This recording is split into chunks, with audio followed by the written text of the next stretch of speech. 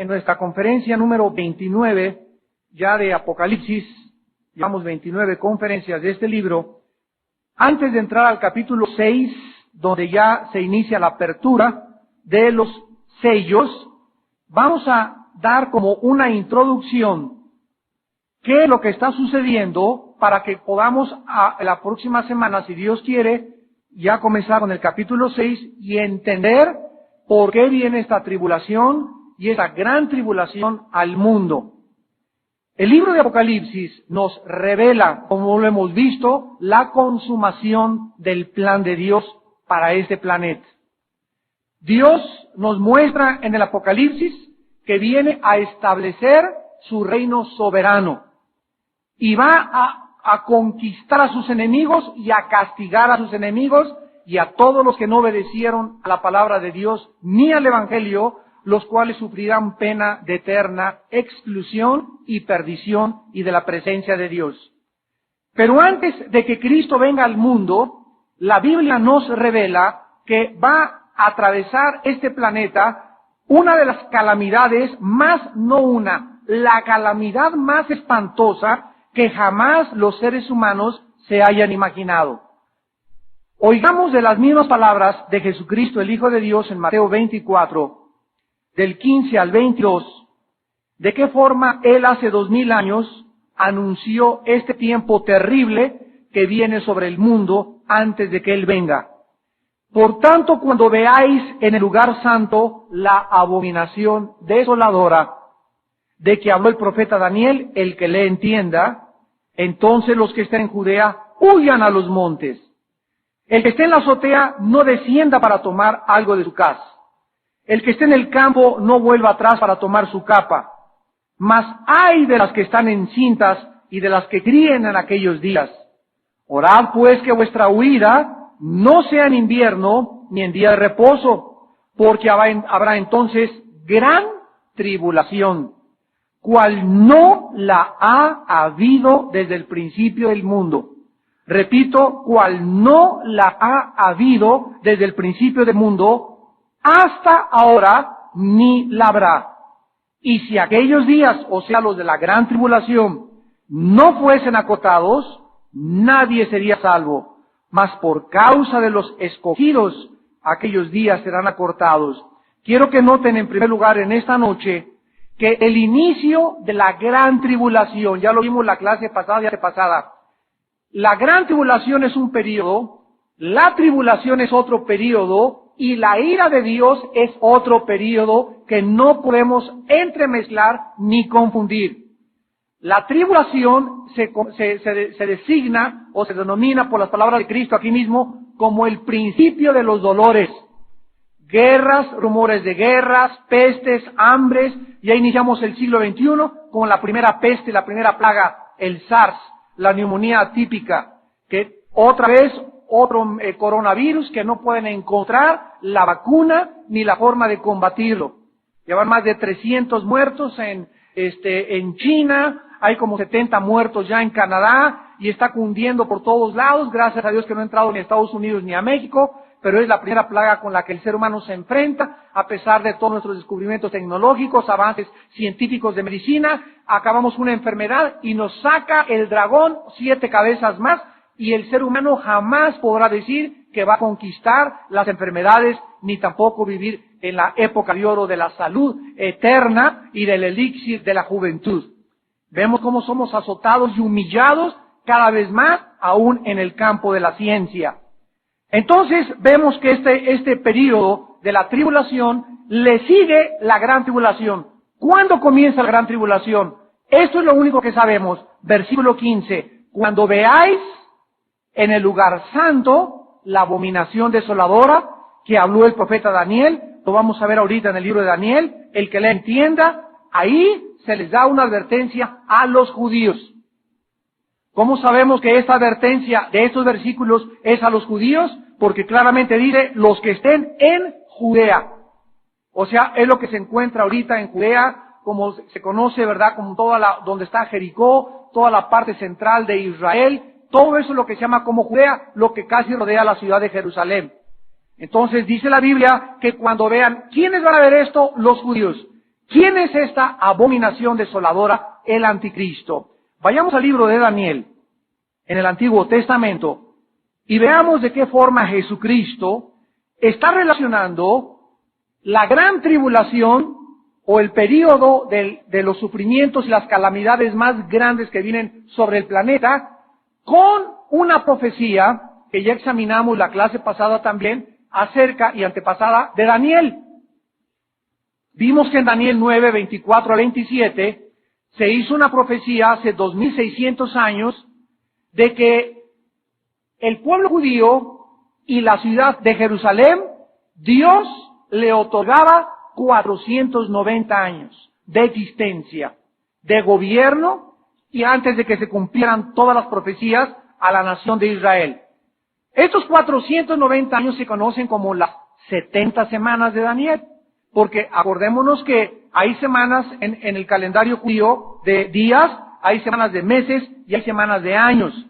Y vimos claramente, ¿verdad?, en Éxodo 23, del 10 al 12, y en Levítico 25, versículo 8, que estas semanas son de años. Entonces, 70 semanas se multiplica 7 por 7, nos da la cantidad de 490 años. Ya vimos que se cumplieron 483 años, y nos faltan solamente 7 años para que se cumplan los 490 años. O sea, de acuerdo a la Biblia, nos falta una semana en el calendario de Dios para que se cumpla todo lo que Dios profetizó en contra de la nación de Israel, de la ciudad de Jerusalén y para el mundo entero. Ahora, aquí en Apocalipsis 9, 27, dice la Biblia, y por otra semana, esta semana que se menciona aquí, es la que se conoce como los 7 años de tribulación, gran tribulación y la ira de Dios. Y por eso se conoce como el período de 7 años, porque es una semana que falta de la profecía de Daniel 9:24 en el libro de Daniel. Aquí está hablando que por otra semana, hablando del anticristo, confirmará el pacto con muchos. Cuando venga el anticristo, no va a hacer un pacto, obsérvenlo con detenimiento, va a confirmar un pacto. ¿Qué significa esto? Que cuando el anticristo haga su aparición en el escenario mundial, ya existe un pacto que ha sido violado, que ha sido pisoteado, que ha sido transgredido, y que el anticristo va a confirmar. Qué interesante que hace aproximadamente 11, 12 años, ahí en Camp David en Estados Unidos, el presidente Bill Clinton tenía a su derecha a Yitzhak Rabin y a Yasser Arafat, y fue el primer pacto, el primer tratado de paz que trataron de celebrar para poder tener paz entre los palestinos y entre los judíos. En aquel tiempo estaba sentado en primera fila el ex secretario de Estado del presidente Nixon, Henry Kissinger, el cual es judío y todavía vive. Y él dijo, cuando lo entrevistaron después a los reporteros del CNN, ¿qué opina usted, señor Kissinger, usted que tiene el Tratado del Medio Oriente y usted que es un experto en relaciones internacionales? ¿Qué piensa de este tratado? Y Kissinger contestó, yo no creo que pueda existir nunca un acuerdo de paz entre árabes y judíos. Él no dijo hasta que venga Cristo, porque él no profesa ser cristiano, pero ahí estaba la opinión de un grande estadista, experto en relaciones internacionales, que no creía que se fuera a cumplir. Tal como lo dijo la Biblia con muchos años de anticipación, ese pacto fue violado. Mataron a Yitzhak Rabin y hasta ahorita no se ha podido concertar el tratado de paz en el Medio Oriente y tampoco se va a realizar hasta que aparezca el anticristo. Es interesantísimo todo esto porque dice la Biblia que el primer acto que el anticristo va a hacer oficial y diplomáticamente en su entrada al escenario mundial será confirmar el pacto. Y cuando él confirme el pacto, lo va a traicionar. Y a los 3 años y medio, a la mitad de la semana, sigamos leyendo. Daniel 9:27. Por otra semana confirmará el pacto con muchos, o sea, el anticristo va a firmar un tratado de 7 años, garantizándoles protección a la nación de Israel. Los israelitas van a creer pero ciegamente este pacto que en Isaías 28 se llama pacto de muerte, y van a tratar de desmilitarizar la zona de Israel. Es posible también que entreguen las colinas del Golán a Siria, y es posible que permitan que se levante el Estado palestino dentro del territorio de Israel. Pero este pacto que el anticristo va a firmar por 7 años, a la mitad de la semana, dice aquí, Daniel 9:27, a la mitad de la semana hará cesar el sacrificio y la ofrenda. O sea, el anticristo entra, firma un tratado con Israel y les dice, les prometo que ustedes pueden regresar a sus sacrificios. Ojo, para que los puedan regresar a otra vez establecer sus sacrificios, como en el Antiguo Testamento, ¿qué van a hacer con la mezquita de Omar? Porque actualmente la cúpula de la roca que se encuentra en Israel, que también se le conoce como la mezquita de Omar, se conoce como la mezquita de Omar porque en el año 606, 609, después de Cristo, el profeta musulmán turco Omar llegó, arrasó otra vez con todos los que estaban ahí, y arriba de donde se encuentra enterrado el templo de Herodes, que fue destruido 70 años después de que murió Cristo por los romanos, guiados por el general Tito, enviados por el emperador Vespasiano, Omar 600 años después construye la mezquita de Omar, y ahí se encuentra, en ese lugar, debajo el templo judío y arriba la mezquita de Omar. O sea que esto era un símbolo que Dios enviaba a Israel. Han quedado ustedes como cola y no como cabeza. O sea, las maldiciones de Deuteronomio 28 alcanzaron a la nación de Israel. Y entonces el templo judío quedó debajo y arriba de ellos, gobernando, impidiéndoles regresar a sus sacrificios, los musulmanes, que fueron fundados por Mahoma, también aproximadamente en el mismo tiempo, 600 y pico después de Jesucristo. Ahora, esta mezquita de Omar, ahorita, no se la pueden quitar a los musulmanes, porque se armaría una guerra increíble ahí mismo en Israel. En 1967, cuando el general judío Moshe Dayan llegó en la Guerra de los 6 días, junio del 67, a Jerusalén, le quitaron a los árabes el control de la ciudad de Jerusalén, cosa que no habían podido hacer ni siquiera desde el 48, que se establecieron como una nación independiente. Pero en el 67 entraron y la parte oriental de Jerusalén la volvieron a reconquistar. Y comenzaron a alabar a Dios, tocaron el shofar y todo el mundo estaba feliz. Pero las Naciones Unidas en aquel tiempo le dijo a Israel, ustedes tienen que devolver la mezquita de Omar. Tienen que devolver el lugar geográfico y quédense solamente con la parte oriental de Jerusalén. Entonces ahorita la ciudad de Jerusalén está dividida, la mitad la tienen los musulmanes, la mitad la tienen los judíos. Si tú vas a Jerusalén, haz de cuenta, aquí está la mezquita de Omar, hay una línea y ahí comienza lo que se llama el templo, donde los judíos llegan con todos sus talís, orando y a meter oraciones entre las piedras. Esa parte de los judíos, y a 1 metro más o menos a la izquierda está todo controlado por los musulmanes.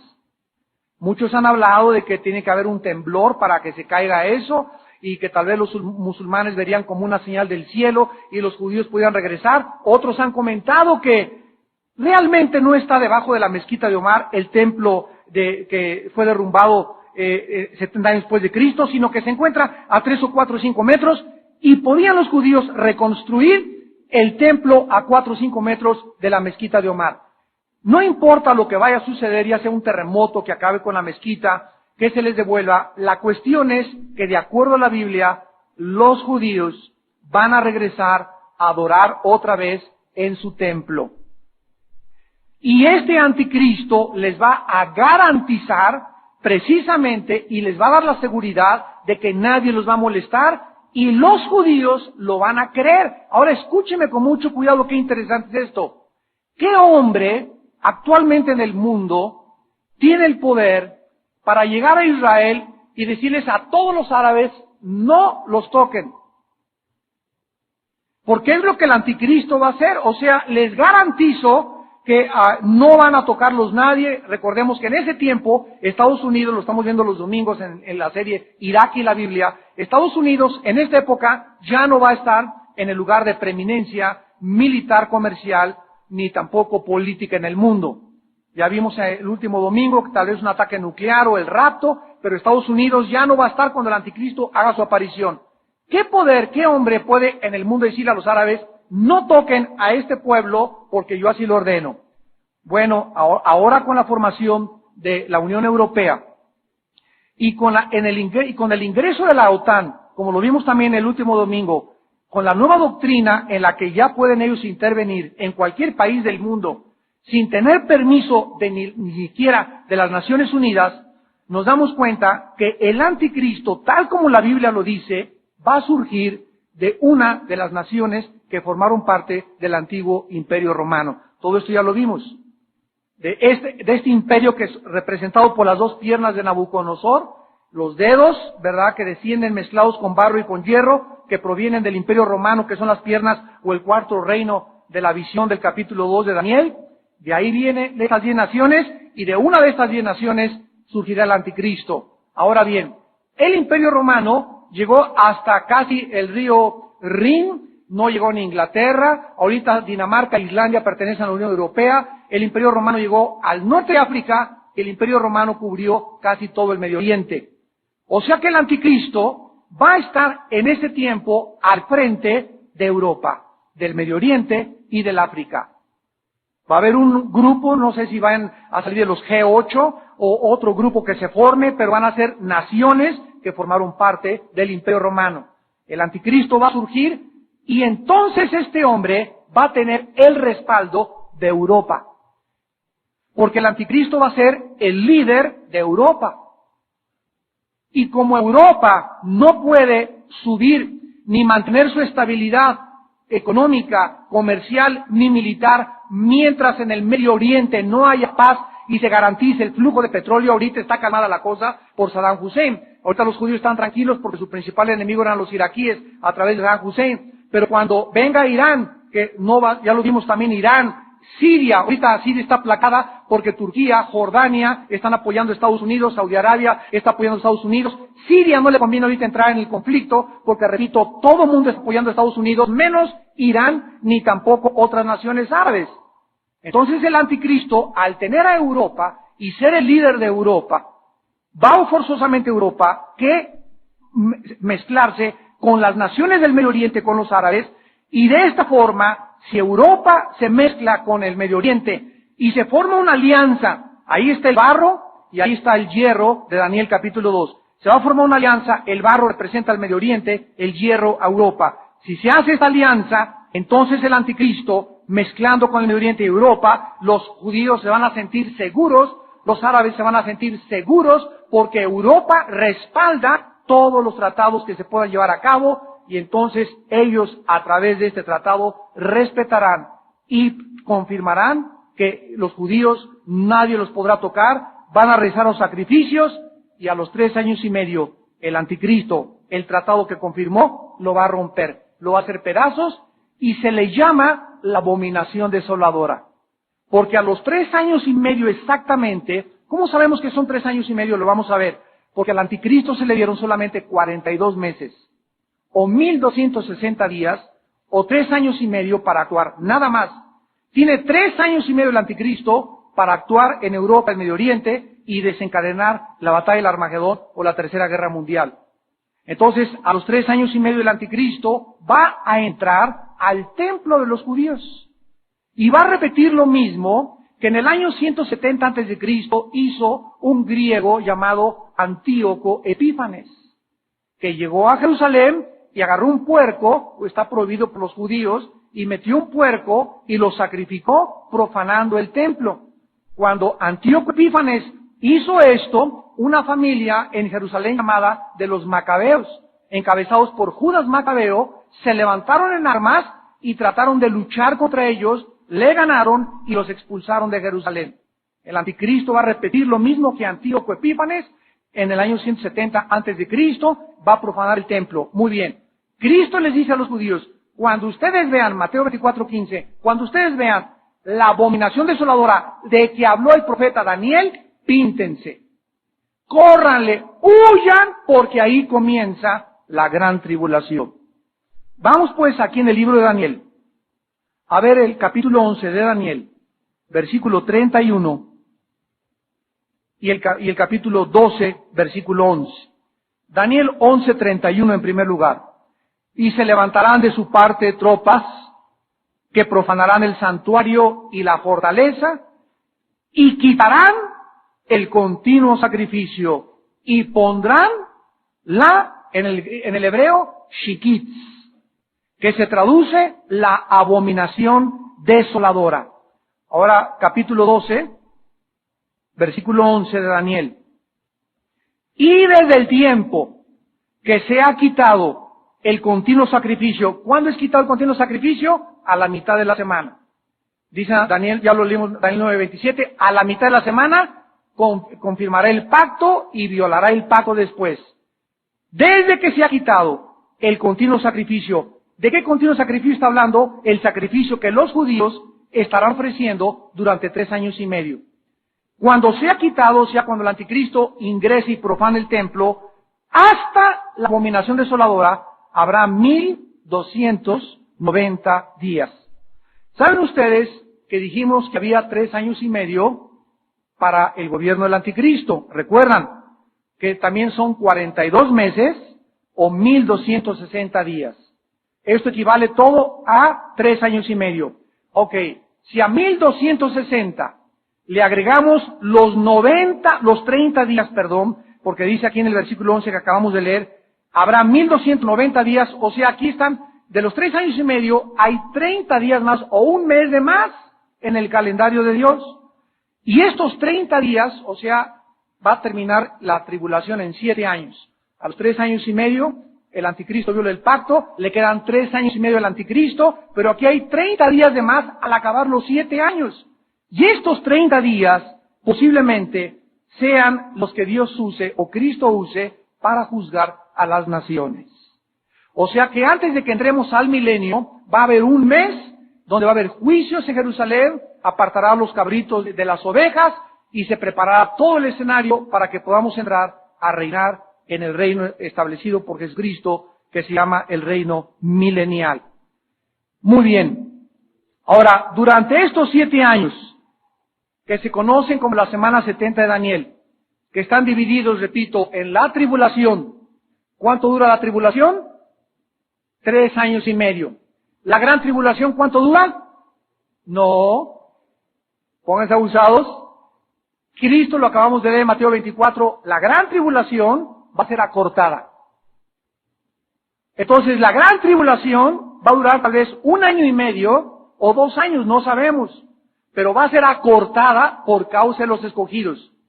Y en cuanto termine la gran tribulación, que acaba entre el 6º y el 7º sello, que acabamos de estudiar de Apocalipsis, en ese momento comienzan las trompetas y las copas con el período que se llama la ira de Dios.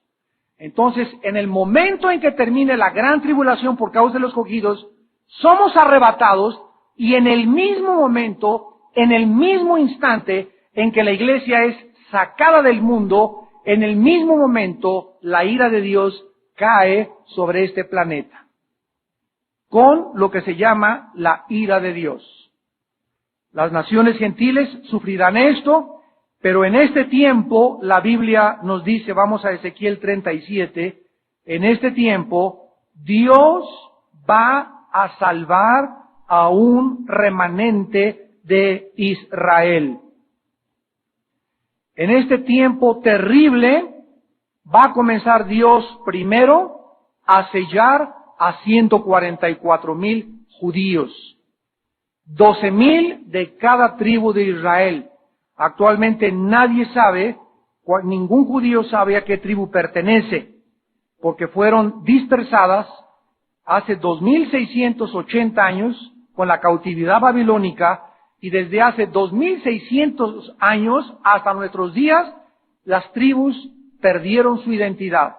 Aunque Israel regresó en el 48 a establecerse como un estado independiente, actualmente ningún judío sabe si es de Dan, si es de Neftalí, si es de Manasés, no saben a qué tribu pertenecen, pero Dios sí lo sabe. Y antes de que Dios venga y salve al remanente de Israel, primero va a sellar a 144,000. Yo estoy seguro que ahorita estos 144,000 ya están siendo alcanzados para Cristo. Todo el movimiento que hay ahorita internacional que se llama el movimiento mesiánico, donde miles de judíos están siendo traídos a la fe en Yoshua HaMashiach, en Jesús el Mesías, son judíos que Dios está preparando, estoy seguro, para que formen parte de estas primicias. De acuerdo a Apocalipsis 14, van a ser las primicias de la salvación de la nación entera. Entonces va a comenzar Dios, como lo vamos a ver en Apocalipsis 7, con 144,000 y después el remanente, porque Dios promete en la Biblia que no ha terminado con la nación de Israel. Nosotros tenemos continuamente aquí el menorá, que es el símbolo, ya lo sabemos, ¿verdad?, de la iglesia de Cristo en medio. Tenemos el símbolo también, no sé, lo teníamos allá, el del pez saliendo del menorá, donde nos habla que la iglesia cristiana salió del judaísmo, la iglesia cristiana se fundó descendiendo del judaísmo bíblico, no del judaísmo que actualmente se conoce. El judaísmo que ahorita existe es una mezcla con la Mishnah, se mezclaron otros libros que les llaman sagrados, le pasó lo mismo que a Roma, introdujeron otros mandamientos que no están en la Biblia, y el judaísmo actual no cree en Yoshua HaMashiach, en el Mesías. Pero muchos judíos están creyendo, están entrando al nuevo pacto, están entendiendo las profecías del Antiguo Testamento y están siendo preparados para este grande avivamiento que Israel va a tener antes de que Cristo venga. Veamos esta verdad en Ezequiel capítulo 37, versículos 21 al 28. Vean qué interesante y de qué forma tan maravillosa Dios hace 2570 años, que fue cuando existió Ezequiel, hace 2570 años anunció el futuro de Israel.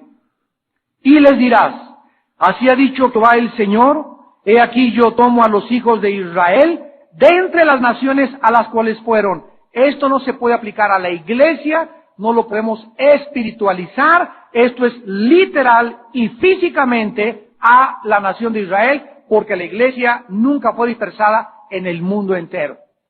Entonces, esto fue algo que le sucedió a la nación de Israel y dice, y los recogeré a las cuales fueron, y los recogeré de todas partes, y los traeré, ¿a dónde? A su tierra. Ahorita la tierra de la iglesia es el planeta entero. La tierra de Israel es la que Dios le prometió a Abraham en el pacto abrámico. Versículo 22, y los haré una nación en la tierra. La iglesia actualmente ya somos una nación celestial. Dice en 1 Pedro 2:9, porque vosotros sois real sacerdocio, nación santa para Dios, pueblo escogido para que anunciemos las virtudes de aquel que nos llamó de las tinieblas a su reino admirable. Entonces aquí está hablando literalmente de un grupo de personas que van a formar una nación en los montes de Israel. Aquí ya no nos queda ninguna duda de que se refiere a los judíos. Y un rey será a todos ellos por rey. Y nunca más serán dos naciones, ni nunca más serán divididos en dos reinos. Ni se contaminarán ya más con sus ídolos, con sus abominaciones, con todas sus rebeliones, y los salvaré de todas sus rebeliones, con las cuales pecaron, y los limpiaré, y me serán por pueblo, y yo a ellos por Dios. Mi siervo David será rey sobre ellos. Ahorita nuestro rey es Cristo, el de la iglesia. Pero cuando Cristo venga, David, el asesino, David, el adúltero, David, el que podía cualquiera decir, no tiene ninguna calidad moral para poder ser levantado otra vez. Pero todas las gentes que piensan de esta manera, lo piensan porque está escrito en la Biblia. Y como quedó en la Biblia, creen que Dios se acuerda de esto. Pero Dios, cuando nos perdona nuestros pecados, nos dice en Hebreos 8, jamás me acordaré de ellos. Y si David tuvo una época en la que adúlteró y pecó, fue levantado, fue restaurado, y eso queda solamente en las páginas de la Biblia su pecado, Y los cristianos lo único que hacen es acordarse de sus pecados, pero no del poder de restauración y de la gracia y la misericordia del Dios que servimos. ¿Se imaginan que Dios trajera a nuestra vida pasada o al presente? Como dicen los salmos, Señor, si tú mirares al pecado, ¿quién podía sostenerse en pie? Mas en ti hay perdón para que seas reverenciado.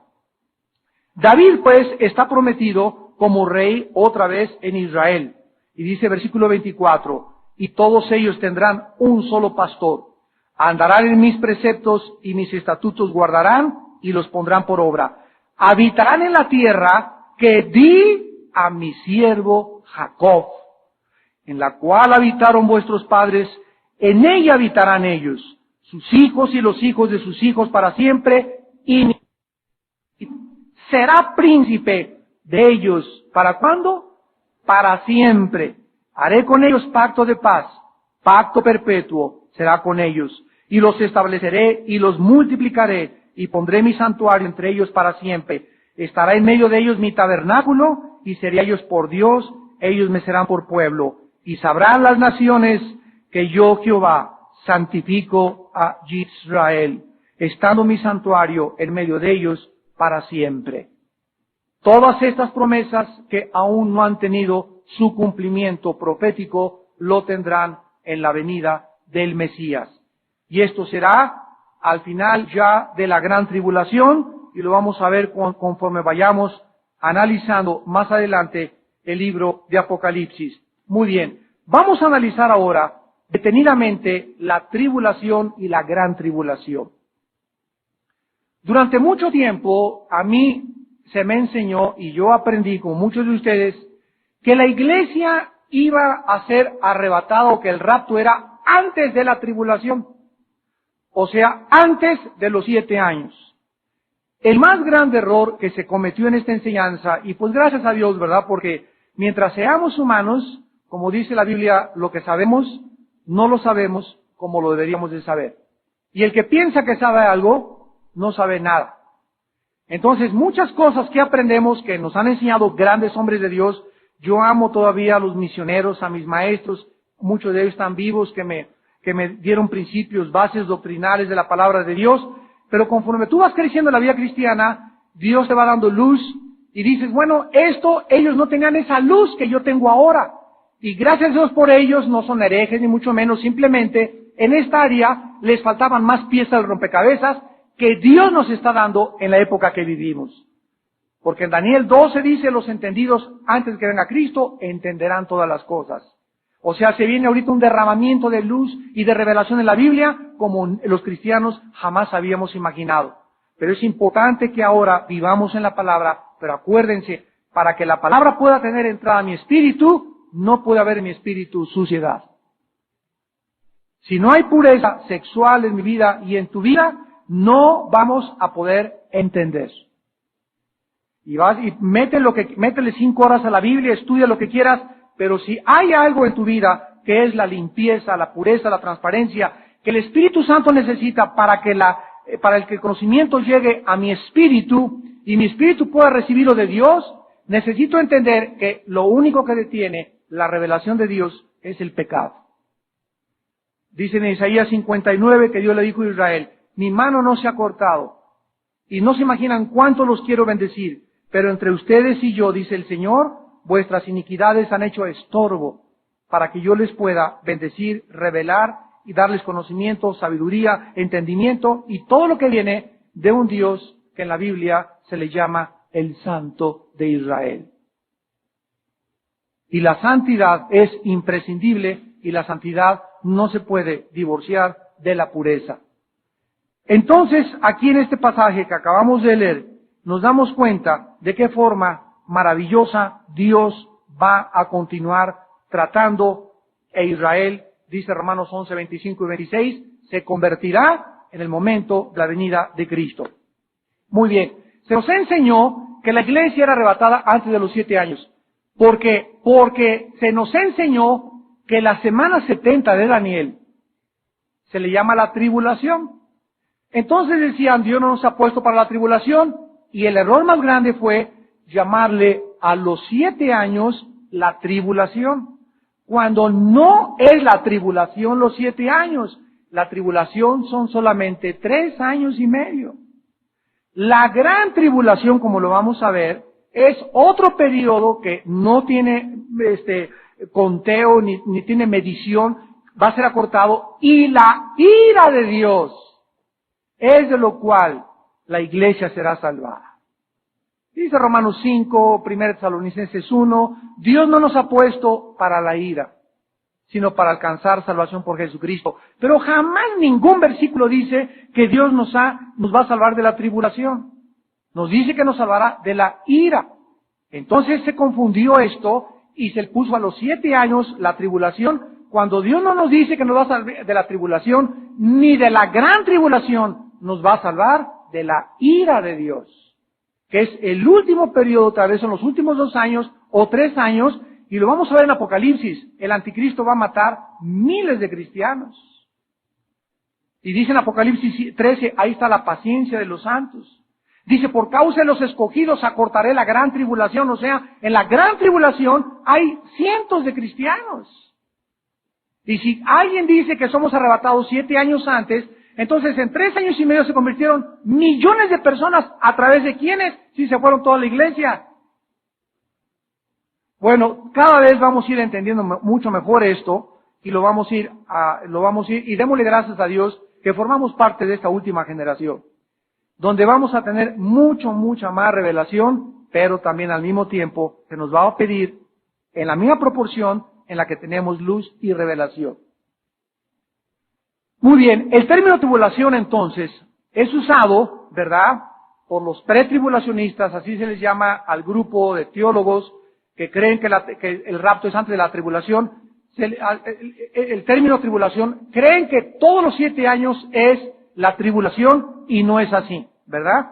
Entonces el término tribulación no tiene ninguna justificación teológica ni escatológica para creer que abarca los 7 años, como lo vamos a comprobar. Vamos a comenzar con la tribulación. La palabra tribulación, así nada más, tribulación viene del griego tilipsis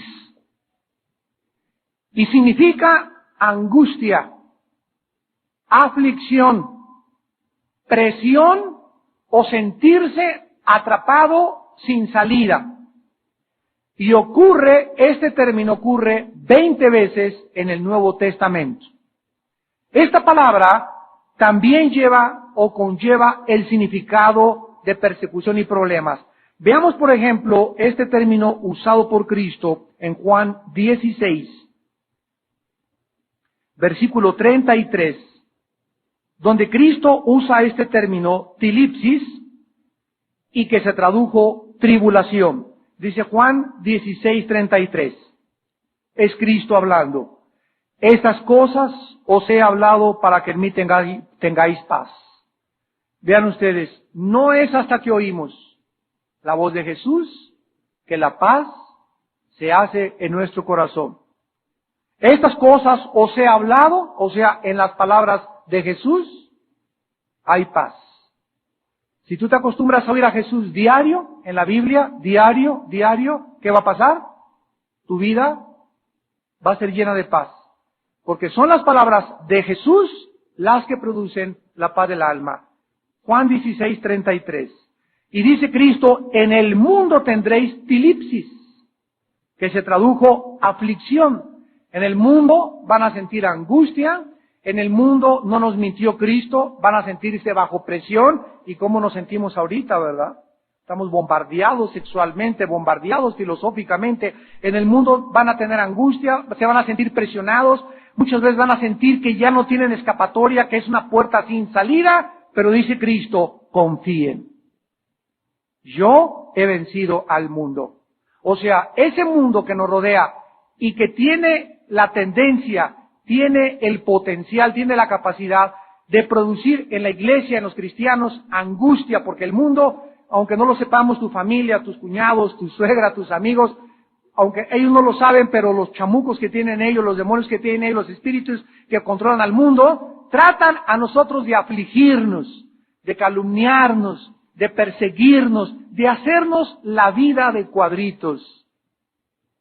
en tu trabajo, tu jefe, tus vecinos, tus amistades, y tú tienes que reconocer detrás de todo este acecho y esta aflicción a los poderes del mal. Por eso no pierdas la batalla de vista, es espiritual.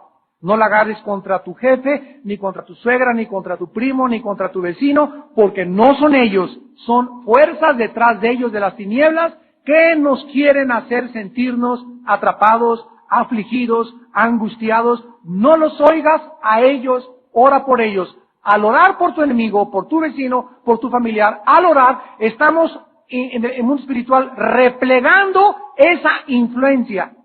Y un cristiano que ora es un cristiano que avanza así en la vida cristiana, porque la oración es la que va delante de él, abriéndole el camino, dándole gracia. ¿Para qué? Dejo de orar y ¡brum! Otra vez siento cómo me atrapa el mundo y comienzo a sentirme irritable, ya no confío en el Señor, me siento desanimado, débil sexualmente, débil filosóficamente. ¿Por qué? Porque es la oración lo único que nos abre el camino de las tinieblas.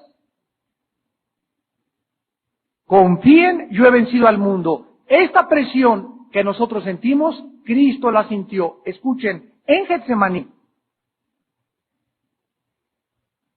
esta presión fue tan grande y le apretó tanto que estaban ahí todos los millones de demonios del infierno y del diablo, que Cristo transpiró sangre por su piel.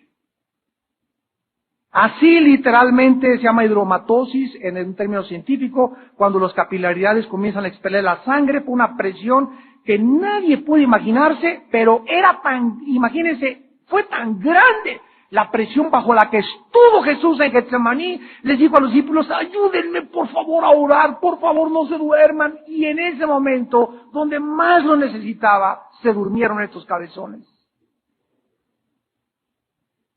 Y Jesús transpiró sangre por su piel. Él sabe lo que es estar bajo aflicción.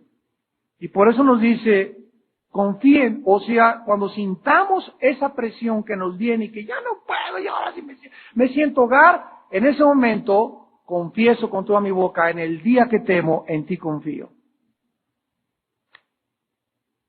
El Dios es fortaleza en el tiempo de la angustia. En ese momento, cuando te sientas desesperado, cae de rodillas. Cae de rodillas. Dile, Señor mío y Dios mío, a ti clamo, te hago conocer mis peticiones, para que tu paz que sobrepasa todo entendimiento guarde mis pensamientos y mi corazón en Cristo Jesús.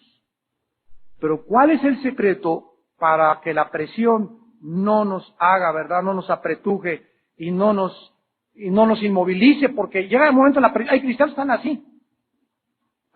Así están, así. Yo no puedo caminar, hermano. Tengo unos temores, hermano. Estoy lleno de aflicciones, hermano. Yo no puedo ni hablar los pobres. ¿Y cuál es el secreto para que no llegue esa situación a tu vida? Confiar. ¿Qué es confiar? Creer. Es otra palabra para pistis en el griego. Creer. Es otra palabra para fe. Y sin fe es imposible creer en Dios. ¿Qué significa confíen, yo he vencido al mundo? En ese momento tienes que creer que esa presión no te va a llegar y no dejes que se te acerque más. Clama a mí, dice el Señor, y te responderé y te mostraré cosas grandes que tú no conoces, pero clámame, grítame, Señor, aquí estoy, ayúdame, sálvame, para que te saque el pozo de la desesperación. En el momento en que yo clamo a Dios, que caigo de rodillas, ¿qué estoy haciendo? Estoy creyendo que mi oración me salva. Es la fe en acción. Y no te quedes ahí con el agua al cuello, me hago.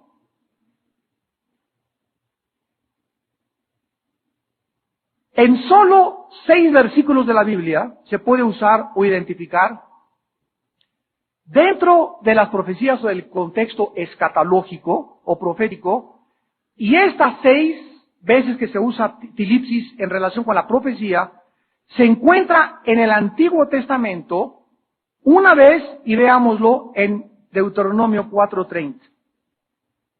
Y vean cómo se tradujo tilipsis en el hebreo.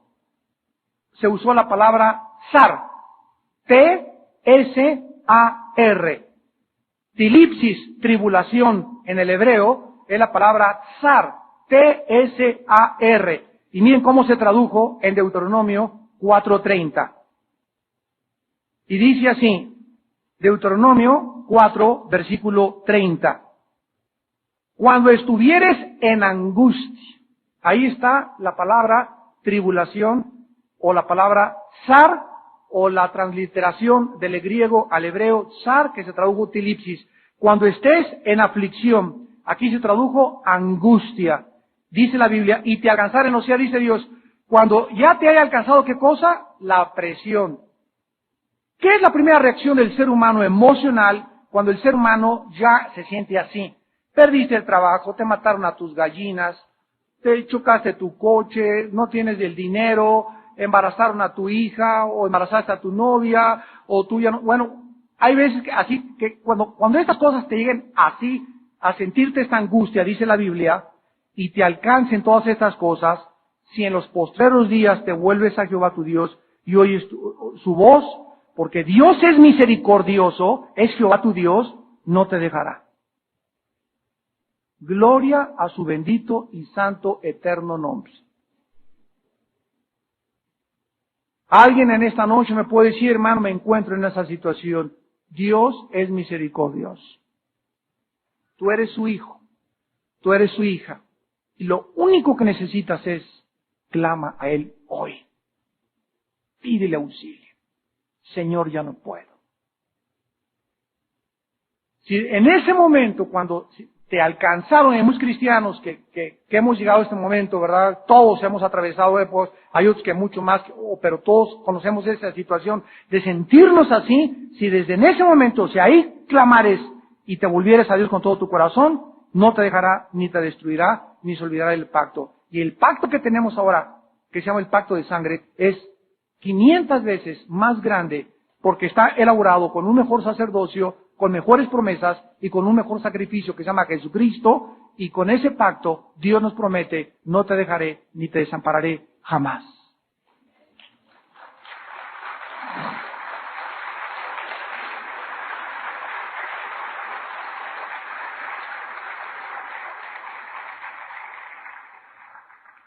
Es maravilloso, pues, que cuando comencemos a estudiar así la Biblia sistemáticamente y veamos todos los recovecos y las piezas y las pongamos juntas, podamos tener delante del Espíritu Santo un panorama maravilloso.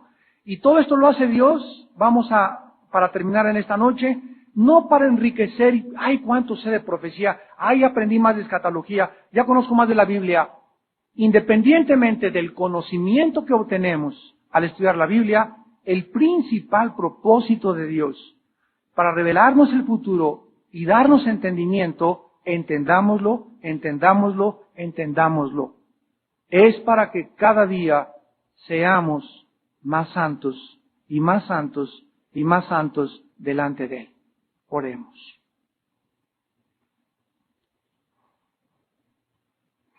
Señor, te damos las gracias por las maravillas de tu ley, de tu santa y bendita, eterna, incorruptible palabra.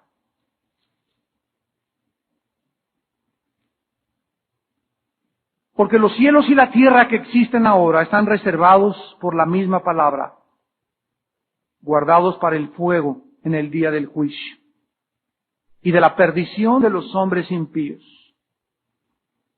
Mas, oh amados, nunca se les olvide esto, que para con el Señor un día es como 1000 años, y 1000 años como un día. El Señor no tarda en venir, su promesa se cumplirá. ¿Y por qué tarda el Señor? Porque Él es paciente.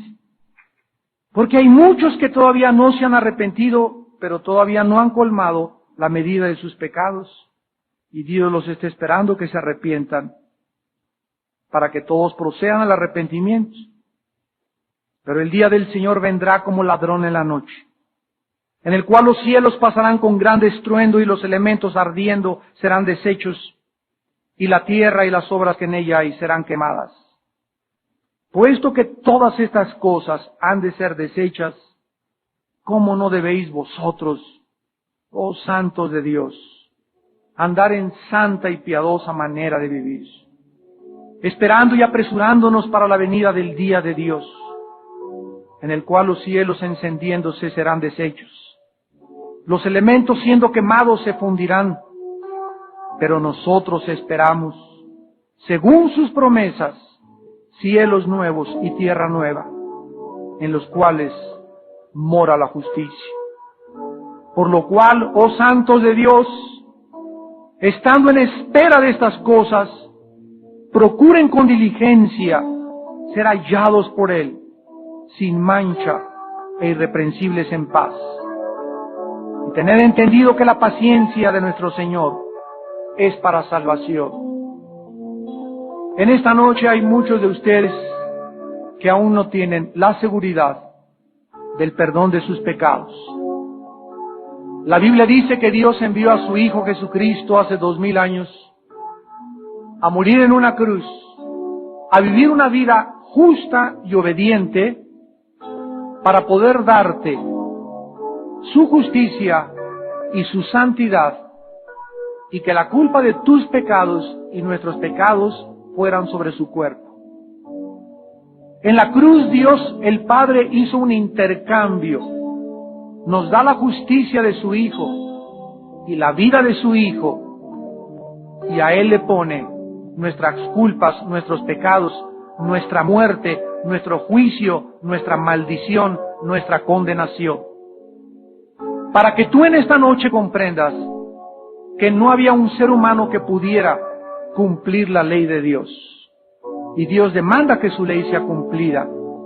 Entonces Él la cumple a nuestro lugar y nos manda solamente creer. Creer que Él lo hizo todo en la cruz, por gracia soberana. Y nos regala en esta noche la salvación de tu alma, el perdón de tus pecados.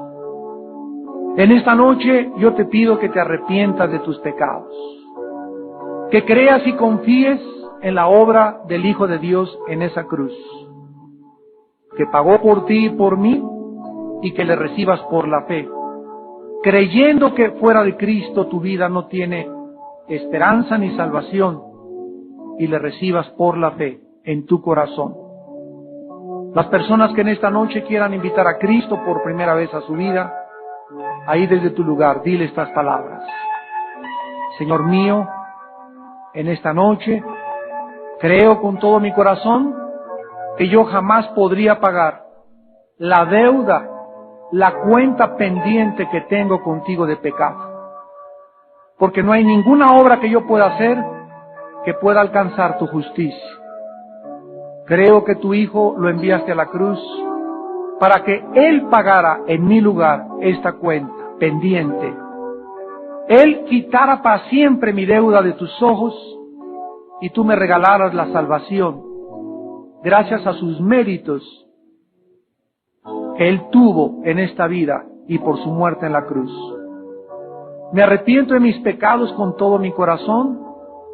Señor Jesús, creo que tú pagaste mi cuenta en la cruz, que me regalas en esta noche tu santidad y tu justicia, y yo la acepto por fe, lo creo, y te pido que me ayudes a crecer en la gracia y el conocimiento, y me transformes en la persona que tú quieres que yo sea, porque te lo pido en el nombre de Cristo. Amén.